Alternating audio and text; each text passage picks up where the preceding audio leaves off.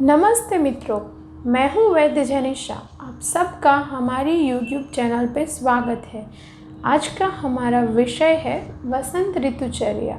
वसंत ऋतु यानी कि चैत्र और वैशाख का महीना। इस महीने में ठंड धीरे धीरे कम हो जाती है और धीरे धीरे गर्मी बढ़ने लगती है। तो इसलिए हमें शिशिर ऋतुचर्या को धीरे धीरे छोड़कर वसंत ऋतुचर्या को अपनाना पड़ेगा।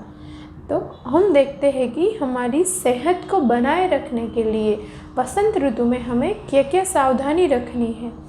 तो हम देखते हैं वसंत ऋतुचर्या। वसंत ऋतु में प्रकृति जो है वो चारों ओर से खिल उठती है। पेड़ पौधों पे नए पत्ते आते हैं, फूल जो है वो खिलने लगते हैं। चैत्र मास की शुरुआत होते ही वसंत ऋतु की शुरुआत हो जाती है। तो आगे हम देखेंगे कि हमारे शरीर में वसंत ऋतु में कौन कौन से चेंजेस होते हैं। वाग्भटाचार्य ने अष्टांग हृदय के ऋतुचर्या अध्याय में बताया है कि ठंड के मौसम में शरीर में कफ जो है वो संचय होने लगता है, इकट्ठा होने लगता है और मार्च के और अप्रैल के महीने में सूर्य की किरणों से, सूर्य की उष्णता से वो पिघलने लगता है और शरीर में कफ दोष बढ़ जाता है, यानी कफ का प्रकोप हो जाता है। तो इसकी असर हमारी जठराग्नि पर पड़ती है। तो इससे हमारी जो पाचक अग्नि है वो मंद हो जाती है। तो इस ऋतु में हमें भूख है वो कम लगती है। सभी प्रकार के जो रोग है वो अग्निमांद्य से होते हैं, यानी मंदाग्नि से होते हैं। तो इस ऋतु में जठराग्नि मंद होने के कारण बहुत सारे कफ के रोग जैसे सर्दी है, खांसी है, आलस्य है, ये सब शरीर में बढ़ जाता है। तो इससे बचने के लिए हमें ये बढ़े हुए कफ दोष को शरीर से बाहर निकालना है। तो इसके लिए हमें पंचकर्म करवाना चाहिए। आगे हम देखेंगे कि हमें कौन कौन से रसों का सेवन करना है और कौन कौन से रसों का त्याग करना है। आयुर्वेद में 6 रस बताए गए हैं: मीठा, खट्टा, लवण, तीखा, कड़वा और कसेला रस। तो इसमें सबसे पहले जो है यानी कि मीठा, खट्टा और नमकीन, ये जो 3 रस है वो कफ को बढ़ाते हैं।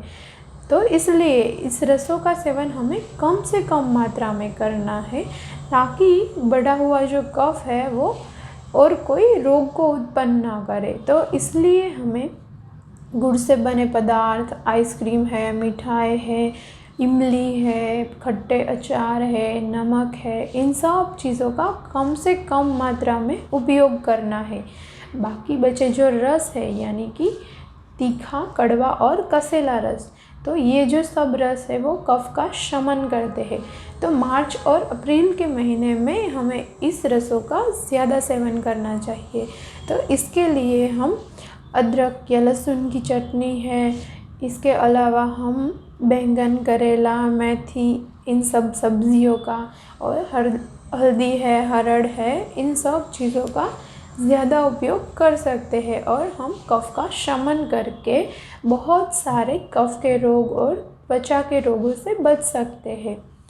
इसके अलावा इस ऋतु में हम भुने हुए पदार्थ यानी भुने हुए चने हैं, भुनी हुई मूंगफली है, भुने हुए मटर है, इन सब चीज़ों का भी उपयोग कर सकते हैं। इस ऋतु में जो धान्य रहता है वो नया रहता है, यानी अभी अभी जो कटा हुआ है वो रहता है। तो ये जो नवधान्य है वो कफ कारक है, यानी कफ को बढ़ाता है। तो अगर आप ऐसे गेहूं का उपयोग कर रहे हैं, ऐसे गेहूं की रोटी बना रहे हैं, तो सबसे पहले इस गेहूं के आटे को 5 से 10 मिनट तक भून के उसे उपयोग में लेना है। या तो फिर आप 1 साल पुराना गेहूं भी उपयोग कर सकते हैं, क्योंकि वो मधुर तो है लेकिन कफ को कम करता है।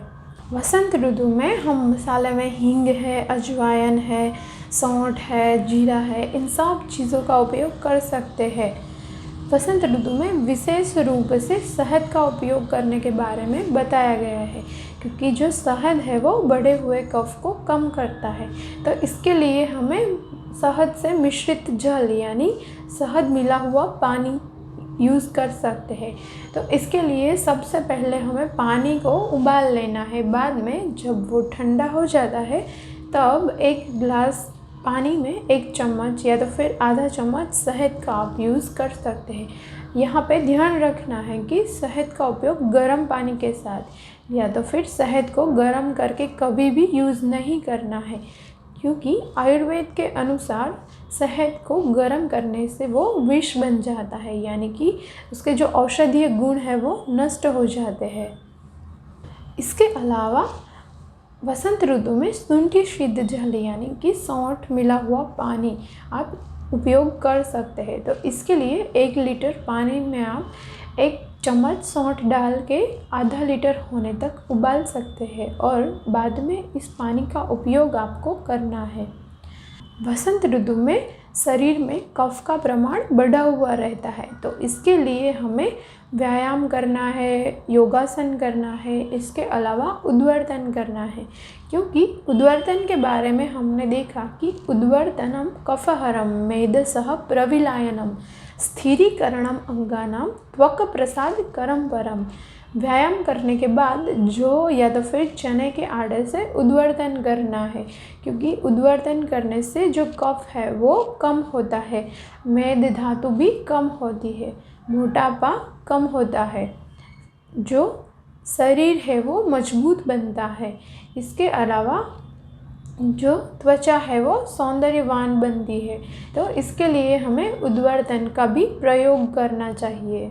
इस ऋतु में हमें विशेष रूप से नीम का प्रयोग करना चाहिए, इसलिए हमें 10 से 15 दिन तक नीम के जो नए पत्ते हैं वो 5 से 7 पत्ते लेकर सुबह चबाकर खाने चाहिए। इससे रक्त शुद्धि होती है और हम चर्म के रोग से बच सकते हैं। इसके अलावा कड़वा होने के कारण वो कफ का शमन करता है, तो हम सर्दी खांसी आदि से बच सकते हैं। और अगर आप चर्म रोग से यानी फोड़े फुंसी और खुजली से परेशान हैं, तो आप स्नान करने के लिए भी नींबू के पानी का उपयोग कर सकते हैं।